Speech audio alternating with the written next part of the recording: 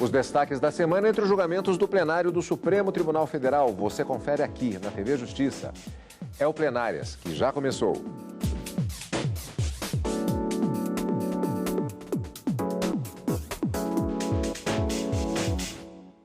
Hoje com os principais momentos das sessões dos dias 8 e 9 de agosto de 2018. Gisele, com a característica de todo este mês de agosto, inclusive entrando já no mês de setembro, sessões realizadas não apenas às quartas e quintas-feiras, como tradicionalmente, mas também nas manhãs das quartas-feiras. E por conta disso, nós tivemos assim, uma semana com muitos temas os quais podemos abordar agora, incluindo a eleição do ministro Dias Toffoli pelo plenário para ser o novo presidente do Supremo Tribunal Federal, o ministro Luiz Fux como vice, ressarcimento ao erário, sacrifício de animais em ritos de religiões de matriz africana. Temas bastante variados. Extremamente variados, Cadu. E aí nós já estamos entrando nessa reta final da gestão da ministra Carmen Lúcia como presidente do Supremo Tribunal Federal e caminhando para na próxima semana, como você já adiantou, teremos então marcada a posse do ministro Dias Toffoli para o dia 13. Então, até o dia 12 de setembro, nós teremos sessões todas as quartas-feiras pela manhã. E nós tivemos realmente destaques nessa semana no que diz respeito ao processo que tratou do prazo, né, para as ações de ressarcimento ao erário, inclusive um recurso extraordinário com repercussão geral, e o início do julgamento desse outro recurso extraordinário que trata exatamente da legislação do Estado do Rio Grande do Sul, que permite o sacrifício de animais em rituais de religiões de matriz africana. Lembrando que todas as quartas-feiras, durante o mês de agosto até o início de setembro, nós teremos sessões plenárias pela manhã e à tarde no plenário do Supremo Tribunal Federal. Na última quarta-feira, nós tivemos, justamente dentro dessa dinâmica, a reunião dos ministros convocados pela ministra Carmen Lúcia. Vamos ver na reportagem. A sessão plenária desta quarta-feira foi aberta pela ministra Carmen Lúcia, com a retomada do julgamento de uma medida cautelar na ação direta de inconstitucionalidade encaminhada por partidos políticos. Eles são contrários a uma lei de 1998, que define critérios para a contratação temporária de trabalhadores, permitindo que as regras sejam estabelecidas em convenções e acordos coletivos. A mesma lei também trata da rescisão e do pagamento de multa pelo fim do vínculo de trabalho. De acordo com os autores da ação, há violações aos princípios da isonomia e do vínculo empregatício. Por isso, pedem a suspensão da validade da lei. Esta ação direta de inconstitucionalidade, ajuizada pelo Partido dos Trabalhadores, pelo Partido Democrático Trabalhista e pelo Partido Comunista do Brasil, volta-se contra a Lei 9.601 de 98, que dispôs sobre o contrato de trabalho por prazo determinado. Não o contrato do 443 e outras modalidades de contrato trabalhista, mas aquele que decorre das convenções e acordos coletivos de trabalho. Tem-se nas normas impugnadas exatamente este dado. Artigo 1º, as convenções e os acordos coletivos de trabalho poderão instituir contrato de trabalho por prazo determinado, de que trata o artigo 443 da Consolidação das Leis do Trabalho, independentemente das condições estabelecidas em seu parágrafo 2º em qualquer atividade desenvolvida pela empresa ou estabelecimento para admissões que representem acréscimo no número de empregados. Os parágrafos afirmam que as partes estabelecerão na convenção ou acordo coletivo a indenização para as hipóteses de rescisão antecipada do contrato, as multas pelo descumprimento de suas cláusulas, não se aplicando pelo parágrafo 2º deste artigo 1º ao contrato de trabalho previsto neste artigo disposto no artigo 451 da CLT. Garante-se a estabilidade provisória da gestante, do dirigente sindical, ainda que suplente, do empregado eleito para cargo de direção de comissões internas de prevenção de acidentes, do empregado acidentado, durante a vigência do contrato por prazo determinado, que não poderá ser rescindido antes do prazo estipulado pelas partes. Para os contratos, dispõe-se ainda que, para os contratos previstos naquele artigo, o prazo é de 18 meses e já houve alteração deste prazo. O artigo 3º dispõe que o número de empregados contratados nos termos desta lei obedecerá ao limite estabelecido no instrumento decorrente na negociação coletiva, não podendo ultrapassar, e aí se fixam os percentuais. As reduções previstas são asseguradas e o artigo Quinto, dispõe que as empresas que, a partir da data de publicação desta lei, aumentam seu quadro de pessoal em relação à média mensal do número de empregados, terão preferência na obtenção dos recursos no âmbito dos programas executados pelos estabelecimentos federais de crédito, especialmente o BNDES.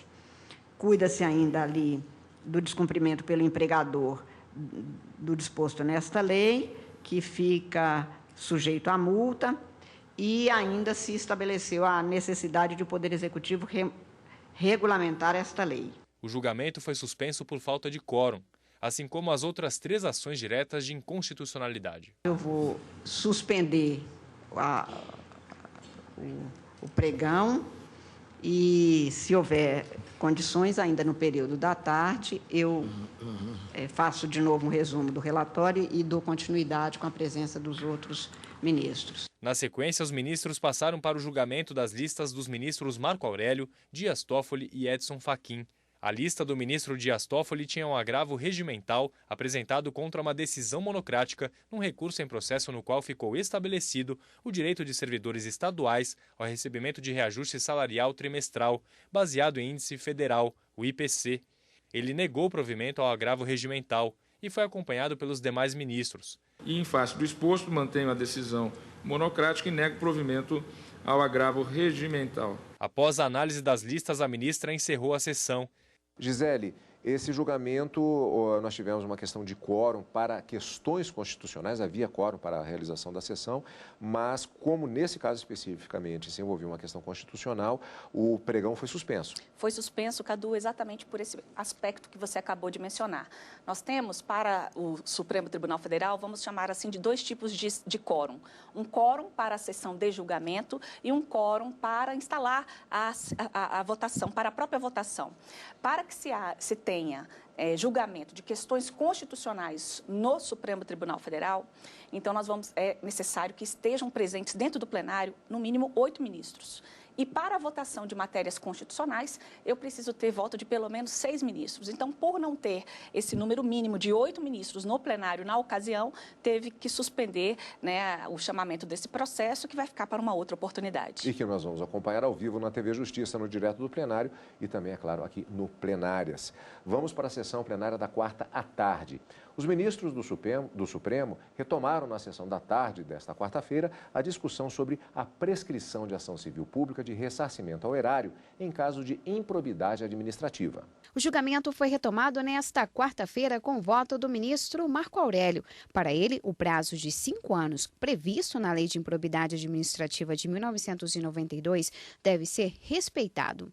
Não posso votar desconhecendo um sistema, desconhecendo que o legislador da Lei de Improbidade tomou de empréstimo um prazo uniformizado bilateral, porque diz respeito à prescrição da ação do Estado contra o cidadão e da ação do cidadão contra o Estado, que é o prazo de 5 anos. Já o ministro Celso de Mello disse que todos os agentes públicos são responsáveis perante a lei. O decano, ao votar para que casos de improbidade não prescrevam, destacou que o maior interesse deve ser o da moralidade. O serviço público tem que atender ao que é justo e honesto para a sociedade a que se destina. A administração pública tem, pois, que tomar a si a responsabilidade de realizar os fins da sociedade segundo padrões normativos de justiça e de justeza, esta configurada pelo conjunto de valores éticos que revelam a moralidade. A ministra Carmen Lúcia também votou para não haver prazo para o Estado entrar com ações de pedidos de ressarcimento. Não há como se extrair de um texto que tem essa expressão um entendimento diferente pela circunstância de que se erigiu a própria probidade administrativa em princípio da Constituição, repetida em regras que dizem respeito até mesmo aos crimes de responsabilidade do presidente da República. E, por isso mesmo, a improbidade administrativa, que são os atos sobre os quais aqui se examina, faz valer uma regra também digamos, diferente, para não dizer estranha, ao que se poderia levar em consideração, considerando todo o sistema no qual a imprescritibilidade não se contempla, senão em momentos expressos da Constituição. Os ministros Luiz Fux e Roberto Barroso, que tinham votado na semana passada para se estabelecer um prazo, pediram para reajustar os votos. Após análises, ambos chegaram à conclusão de que atos de improbidade dolosos, ou seja, quando há a intenção de prejudicar o Estado, não devem prescrever. Debaixo da nossa toga bate o coração de um homem. E nós temos como dever de ofício aplicarmos o direito, mas, acima de tudo, fazendo justiça. Se um agente público ímprobo tenha praticado um ato de corrupção, tem consigo ainda o produto da improbidade, o produto do desvio, e isso possa ser judicialmente demonstrado, não tenho conforto em dizer que ele possa conservar o produto do crime ou produto do desvio sem que o Estado possa pretender reavê-lo. Gisele, tivemos decisão nesse caso da questão da improbidade administrativa. Tivemos decisão, Cadu, e algo curioso foi que nós tivemos no plenário uma verdadeira reviravolta em relação a esse placar. E nós tivemos essa reviravolta exatamente porque 2 ministros que haviam votado, no sentido da prescrição das ações de ressarcimento, eles entendiam antes que deveria ser aplicado um prazo de 5 anos, eles mudaram o entendimento, e aí foi o ministro Luiz Roberto Barroso e o ministro Luiz Fux, eles mudaram o entendimento para votar, então reajustando o voto depois dos votos dos demais ministros, para poder votar pelo prazo pela ausência de prazo, ou seja, nas ações de improbidade administrativa, quando o Estado ele tem interesse em ser ressarcido e dever também, porque isso na verdade é um direito da sociedade, ressarcido pelos atos ilícitos que foram cometidos, pelas ações dolosas com intenção de dilapidar o patrimônio público, de trazer e causar prejuízo ao erário, não existe mais um prazo, então, que deve ser observado. A grande discussão que foi travada no plenário do Supremo Tribunal Federal é no que diz respeito ao artigo 37 da Constituição, tanto o parágrafo 4º quanto o parágrafo 5º. Por quê? Porque a lei de improbidade administrativa, ela traz um prazo, Cadu, um prazo de 5 anos para as punições disciplinares. Em relação aos ilícitos penais que, porventura, venham a ser causados em razão de atos ali de improbidade administrativa, que também caracterizam improbidade administrativa, a própria legislação penal, ela traz os prazos específicos de prescrição. E aí ficava exatamente essa dúvida, essa discussão em relação ao prazo que o Estado teria para ser ressarcido dos prejuízos sofridos por atos de improbidade administrativa. Então, havia uma discussão se deveria ser esse prazo de 5 anos previsto na lei para as hipóteses de punição disciplinar, ou se não havia prazo algum, ou seja, se era legítimo ao Estado ajuizar a ação civil pública a qualquer tempo, para então se ver ressarcido. Então, houve realmente inicialmente, nós tivemos um placar de 6-2, no sentido de votar pelo estabelecimento da prescrição do prazo, com prazo de 5 anos. A divergência foi aberta pelo ministro Edson Fachin, que foi acompanhado pela ministra Rosa Weber nessa ocasião. Na sessão seguinte, nós tivemos uma inversão desse placar, e aí com a inversão desse placar, porque 2 ministros acabaram votando, reajustando o seu voto, nós tivemos então o resultado, pela parcial procedência desse recurso extraordinário, no sentido de declarar que não há prazo, ou seja, que as ações são imprescritíveis, as ações para ressarcimento ao erário público são imprescritíveis, ou seja, podem ser ajuizadas a qualquer tempo, não fica submetida a qualquer tipo de prazo. E você vai ver no próximo bloco a eleição do novo presidente do Supremo Tribunal Federal e ainda os destaques da sessão plenária desta quinta-feira.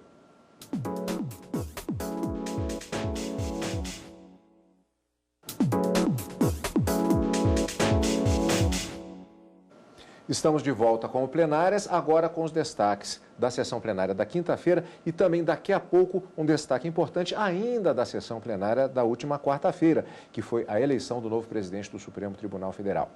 Primeiramente, os ministros do STF deram início na sessão da quinta à discussão sobre o uso de animais em rituais religiosos. No plenário, o representante do Ministério Público do Rio Grande do Sul alegou que o sacrifício ritual de animais em cultos religiosos representa uma crueldade. Os animais não podem ser reduzidos à condição de mera coisa ou objeto e, portanto, não possuem um valor meramente instrumental. Por outro lado, o procurador do Estado defendeu a norma e disse que a lei reconhece a liberdade de culto, além de garantir a preservação da cultura brasileira.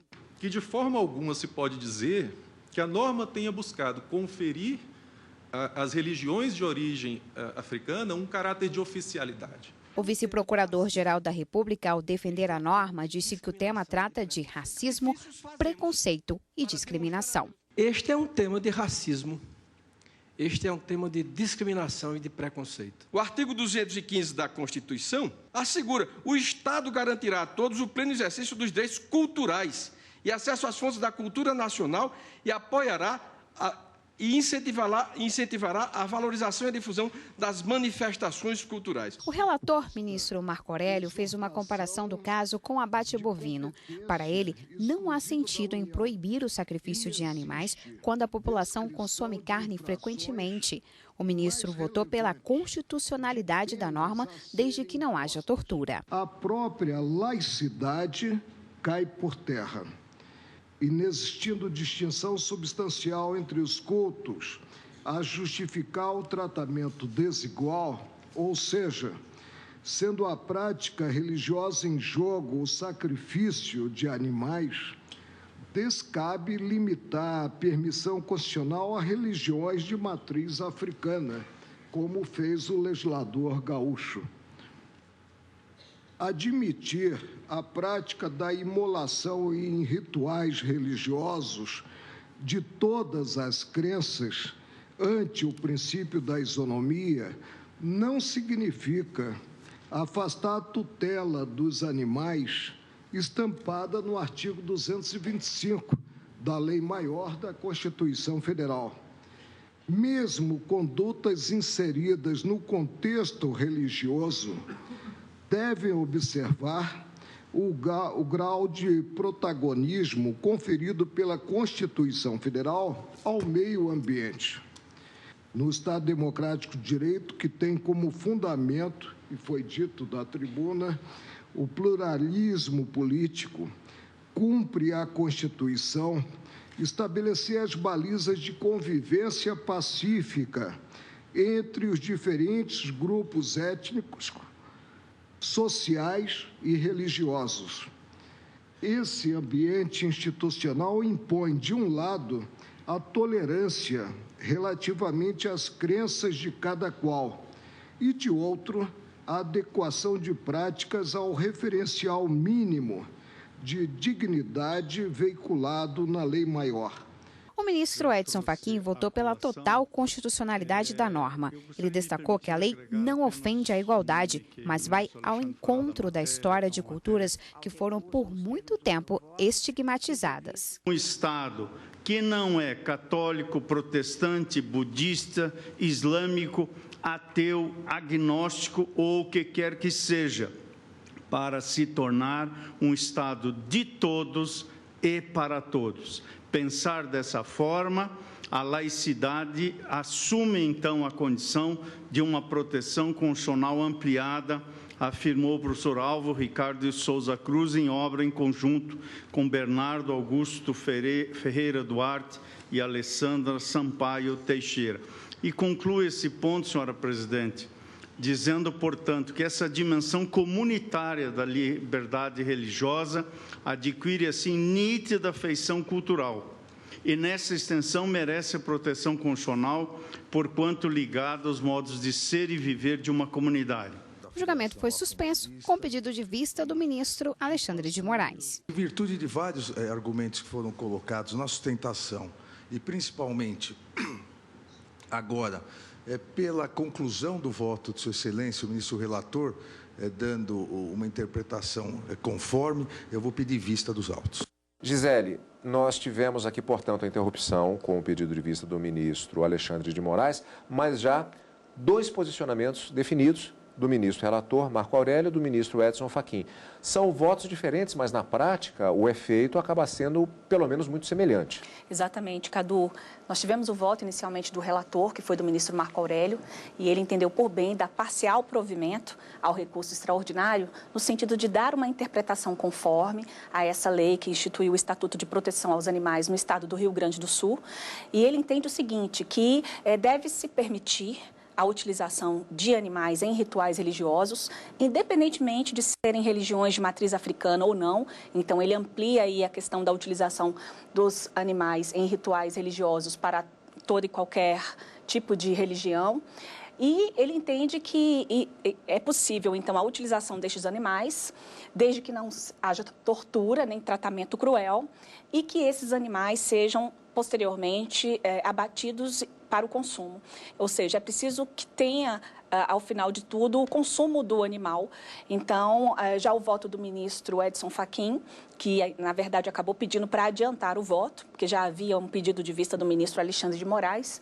Então, ele pediu até para que o ministro Alexandre de Moraes pudesse dar uma olhada, né, nos 2 posicionamentos que têm até a mesma conclusão, assim, resultado prático.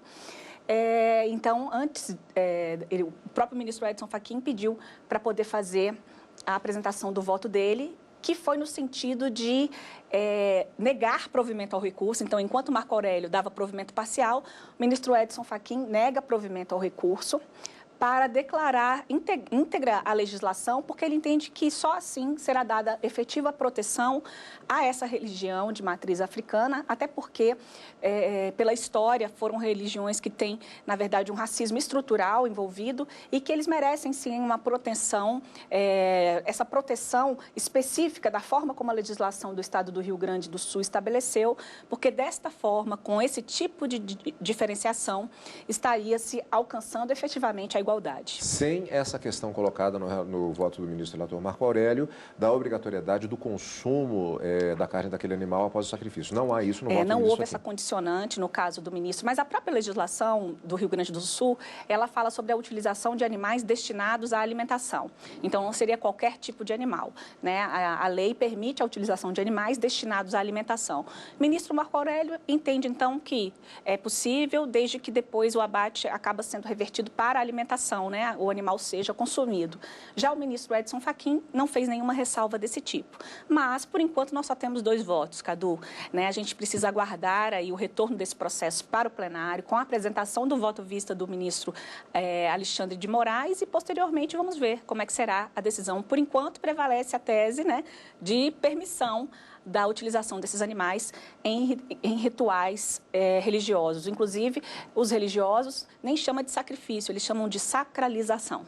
Bom, você vai acompanhar justamente a continuação desse julgamento a partir do voto vista do ministro Alexandre de Moraes, posteriormente, ao vivo no direto do plenário e, claro, também com os principais momentos aqui no Plenárias. Agora, para fecharmos o programa de hoje, nós vamos voltar um pouquinho para a sessão plenária da quarta-feira. No início da sessão plenária do STF, da tarde daquele dia, por 10 votos, o ministro Dias Toffoli foi eleito para ser o novo presidente do Supremo Tribunal Federal. O ministro Luiz Fux ocupará o cargo de vice-presidente. Os ministros vão conduzir os trabalhos da Corte pelos próximos 2 anos. A posse está marcada para o dia 13 de setembro.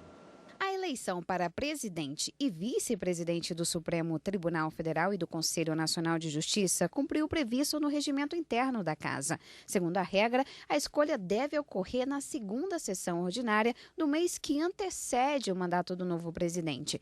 Ao parabenizar os colegas, a ministra Carmen Lúcia desejou uma condução proveitosa e tempos mais calmos. Em nome do tribunal, em nome de todos os ministros, em meu próprio nome, eu parabenizo, desejo que seja um período extremamente profícuo, mais calmo, na medida que o direito permite e que o país propicia, para que esta seja uma administração na qual se possa dar continuidade àquilo que é próprio do tribunal, que é de julgar e julgar bem, de maneira eficiente, com as novas possibilidades que cada administração encontra e pode levar a cabo.